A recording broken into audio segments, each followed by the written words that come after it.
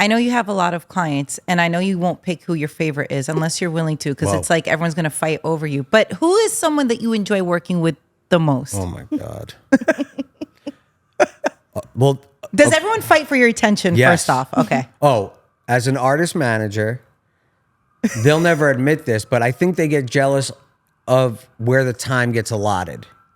Like if I put more time into, and I get this, into a certain artist, and the way they'll show that they're upset about it is very interesting. It's kind of like a scorned girlfriend. Well, I got to be careful what I say, but there are times where if I put too much time into any one artist, other artists of mine, other clients that I work with, will show their frustration in ways that I think are similar to the way my wife would if I was not giving her enough attention. Now, your question was, who's my favorite?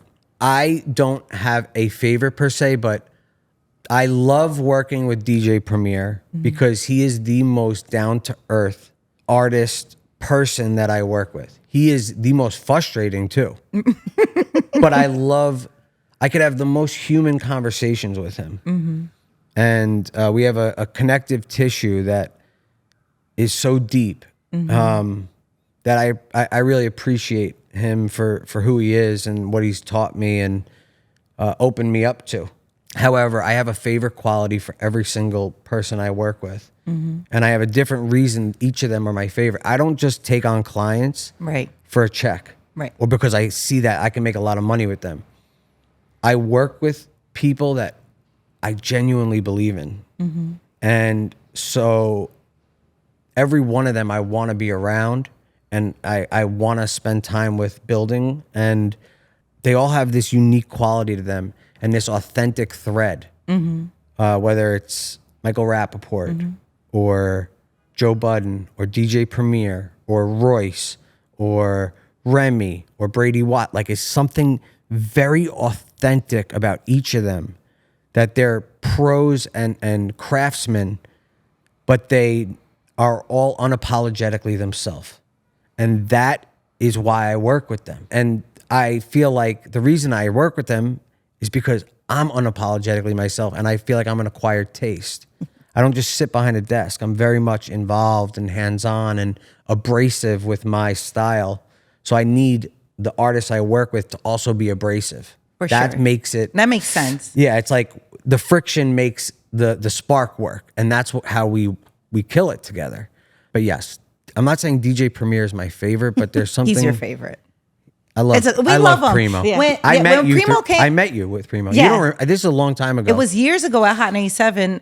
Yes. And he was so sweet. Isn't he the sweetest? Absolutely. And I think like he was so shocked that I was so like into the interview, but I'm like, do you know who you are? No, he doesn't. No, he doesn't know who he is. You're a legend and an icon. No, he doesn't. Yeah. No, he doesn't. And that's the thing, Ness. Like, but there's something so comforting about being around somebody who doesn't allow that to overpower just being a good person. Oh, yeah. I love that. Yeah. And I've learned, it's frustrating for me to be around that sometimes because I'm like, Preem, no, put your foot down about certain things. Just please stop letting them walk on you. Right. When he could put his foot down and he could shake the ground.